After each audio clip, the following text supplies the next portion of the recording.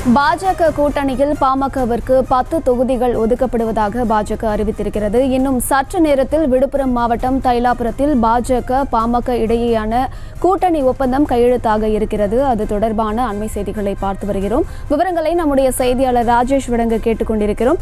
ராஜேஷ், அதே போல தற்போது 10 தொகுதிகள் ஒதுக்கப்படுவதாக அறிவிக்கப்பட்டிருக்கிறது. என்னென்ன தொகுதிகளுக்கான வேட்பாளர்கள் பட்டியல், இது போன்ற விவரங்கள் தெரிய வந்திருக்கிறதா? விவரங்கள் நாம் ஏற்கனவே குறிப்பிட்டது போல 10 தொகுதிகள் எந்தெந்த தொகுதிகள் என்ற அந்த அதிகாரப்பூர்வ அறிவிப்பு என்பது இன்னும் சில நிமிடங்கள், அதிகபட்சம் ஒரு 15 முதல் 30 நிமிடத்திற்குள் தெரிய வரும் என எதிர்பார்க்கப்படுகின்றது. 10 தொகுதிகள் பாமகவிற்கு ஒதுக்கப்பட்டுள்ளதாக தகவல் கிடைத்திருக்கிறது. அந்த 10 தொகுதிகள் எந்தெந்த தொகுதிகள் என்பதை அதிகாரப்பூர்வமாக 2 கட்சிகளை சார்ந்த தலைவர்களுமே அறிவிப்பார்கள் என எதிர்பார்க்கப்படுகிறது. ஆனால் நாம் பாமக வட்டாரத்தில் விசாரித்த வகையில் சில தொகுதிகளை அவர்கள் சுட்டிக்காட்டுகிறார்கள். குறிப்பாக தர்மபுரி தொகுதியை கட்டாயம் நாங்கள் கேட்டு பெறுவோம், அதே போல ஆரணி தொகுதியை நாங்கள் கேட்டு பெறுவோம் என அவர்கள் குறிப்பிடுகிறார்கள்.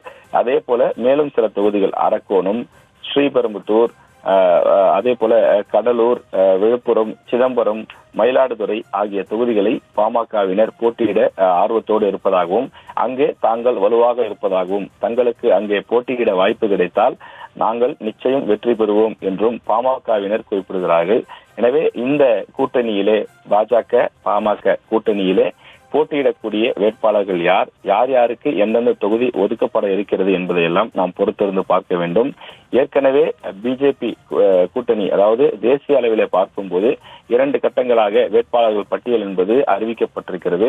அதில் தமிழ்நாடை தவிர்த்து பிற மாநிலங்களிலே யார் வேட்பாளர்கள் என ஒரு சில தொகுதிகளுக்கு அறிவிக்கப்பட்டிருக்கிறது. ஆனால் தமிழ்நாட்டை பொறுத்தவரையில் இன்னும் முதற்கட்ட வேட்பாளர் பட்டியல் கூட அறிவிக்கப்படவில்லை. காரணம், இங்கே கூட்டணி முழுமை பெறாத ஒரு சூழல் இருந்து வந்தது.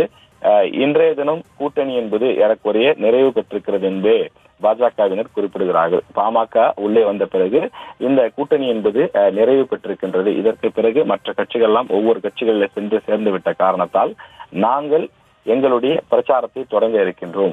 குறிப்பாக சேலத்தில் இன்று நடைபெறக்கூடிய பிரச்சார பொதுக்கூட்டத்திலிருந்து எங்களுடைய பிரச்சாரம் மிக வீரியமாக இருக்கும் என பாஜகவினர் குறிப்பிடுகிறார்கள். பாஜக கூட்டணியில் 5 கட்சிகள் இணைந்திருக்கக்கூடிய நிலையிலே 5க்கும் மேற்பட்ட கட்சிகள் இணைந்திருக்கின்றார்கள். அதில் சிலருக்கு போட்டியிடுவதற்கான வாய்ப்புகளும் கொடுக்கப்பட்டிருக்கின்றது. எனவே இன்னும் யாருக்கு எந்த தொகுதி என்ற அதிகாரப்பூர்வ அறிவிப்பு இன்னும் வெளிவராத நிலையில் யார் எந்தெந்த தொகுதியில் போட்டியிடப் போகிறார்கள் என்பதை பார்க்க வேண்டும். தமிழ்நாட்டை பொறுத்தவரையிலே அதிமுக, திமுக என்ற கட்சிகளுக்கு அடுத்தபடியாக ஒரு நிலையான ஒரு வாக்கு வங்கி வைத்திருக்கக்கூடிய சில கட்சிகள், குறிப்பாக பாஜக, காங்கிரஸ் கட்சிகளோடு ஒப்பிடும்போது பாமகவிற்கு ஒரு நிலையான வாக்கு வங்கி இருக்கிறது. அதே போல 5 அல்லது 6% வாக்குகளை கடந்த தேர்தல்களில் பாமக நிரூபித்து காண்பித்துள்ளது.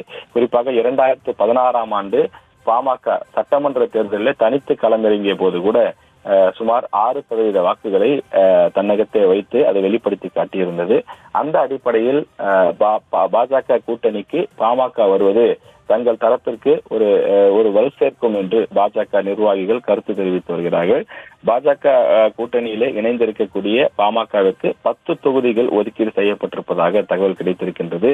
இதே போன்று 2014 நான் முன்பே குறிப்பிட்டது போல 2014ஆம் ஆண்டு பாஜக கூட்டணியில் பாமக இடம் பெற்றிருந்தது. அப்போது பாட்டாளி மக்கள் கட்சிக்கு ஒதுக்கப்பட்ட தொகுதிகள் 2014 பொறுத்தவரையில 8 தொகுதிகள் கொடுக்கப்பட்டிருந்தது.